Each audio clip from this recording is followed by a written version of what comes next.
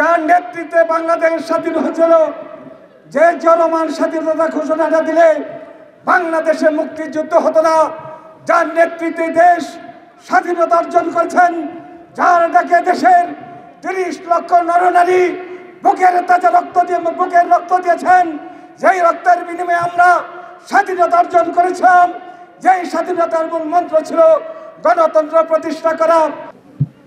আজকে তারেক রহমানের উদ্দেশ্যে বলতে চাই, তিনি ক্ষমতায় আসেন নাই, কিন্তু স্বৈরাচারের সাথে আপোষ করেন নাই।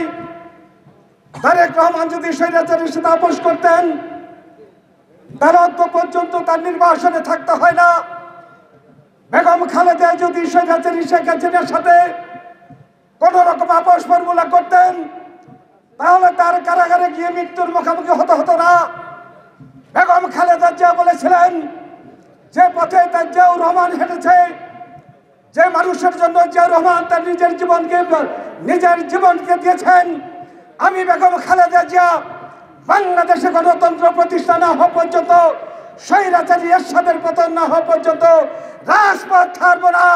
বেগম খালেদা জিয়া সেই স্বৈরাচারের পতন ঘটিয়ে ৯১ গণতন্ত্রকে এদেশের জনগণের তৃণমূল পর্যায়ে পৌঁছে দিয়ে প্রধানমন্ত্রী হয়েছিলেন।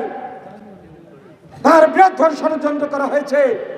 সেই ১৯ দফা কর্মসূচির বাস্তবায়নের মধ্য দিয়ে বেগম খালেদা জিয়ার নেতৃত্বে সেই বেগম খালেদা জিয়ার রাষ্ট্র ব্যবস্থা একটি স্বর্ণযুগে অবস্থান করেছিল।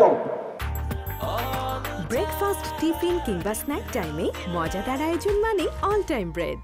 যার নেতৃত্বে বাংলাদেশ স্বাধীন হয়েছিল, যে জনমান স্বাধীনতা ঘোষণাটা দিলে বাংলাদেশে মুক্তিযুদ্ধ হতো না, যার নেতৃত্বে দেশ স্বাধীনতা অর্জন করেছেন, যার ডাকে দেশের ৩০ লক্ষ নরনারী বুকের তাজা রক্ত দিয়েছেন, যেই রক্তের বিনিময়ে আমরা স্বাধীনতা অর্জন করেছিলাম, যেই স্বাধীনতার মূল মন্ত্র ছিল গণতন্ত্র প্রতিষ্ঠা করা, যেই স্বাধীনতার মূল মন্ত্র ছিল আমাদের রাষ্ট্র ব্যবস্থা সুখী সমৃদ্ধশালী একটি রাষ্ট্র ব্যবস্থা কায়েম করা, যে স্বাধীনতার মূল মন্ত্র ছিল আমাদের সার্বভৌমিকতার মধ্য দিয়ে পৃথিবীর মানচিত্রে একটি বাংলাদেশি গণতান্ত্রিক রাষ্ট্র ব্যবস্থা কায়েম হবে। ঘোষণা দিলেন শেখ মুজিব, পালিয়ে গেছেন। যদি শেখ মুজিব সেই দিন পালিয়ে না যেতেন, বা খানাদার বাহিনীর সাথে আত্মসমর্পণ না করে পাকিস্তানে পালিয়ে না যেতেন, তাহলে জিয়াউর রহমানের উদ্ভব হয় না। শেখ মুজিব পালিয়ে গিয়েছেন বলে জিয়াউর রহমান সেই দিন স্বাধীনতার ঘোষণা দিয়েছিলেন, জনগণের পক্ষে বলেছিলেন। এখানে আজকে বলতে হয় জাতির শ্রেষ্ঠ সন্তান জিয়াউর রহমান, এখানে বলতে হয় জিয়াউর রহমান দেশকে মুক্তিযুদ্ধের ঘোষণা দিয়েছিলেন বলে আজকে পৃথিবীর মানচিত্রে বাংলাদেশ নামে দেশটির প্রতিষ্ঠা অর্জন করেছে। সেই পাকিস্তান থেকে শেখ মুজিব এসে জিয়াউর রহমান বেরেকে ফিরে গেলেন। একজন আর্মি হয়ে আবার জাতিকে স্যালুট জানিয়ে তিনি বেরেকে ফিরে গেলেন। ওই বেঈমান বিশ্বাসঘাতক ওই শেখ মুজিব আবার ক্ষমতায় আসলেন। তিনি বললেন, আমি ক্ষমতা দিব, আমি অমুক করবো, উন্নয়ন করবো জাতির জন্য, সবকিছুর জন্য।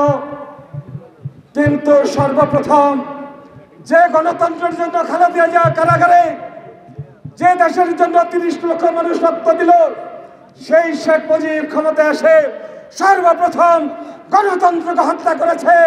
একজনীয় বাকশালের মধ্য দিয়ে আমাদের প্রায় ৪০,০০০ মায়ের বউ খালি করা হয়েছে, বিধবা করা হয়েছে, আমাদের বোনকে বিধবা করেছে, আমাদের মাকে পুত্রহারা করা হয়েছে, আমাদের সন্তানকে পিতাহারা করা হয়েছে, আমাদের সন্তানকে। সেই শেখ মুজিব ক্ষমতায় এসে পঞ্চবার্ষিকী পরিকল্পনা দিয়েছিলেন।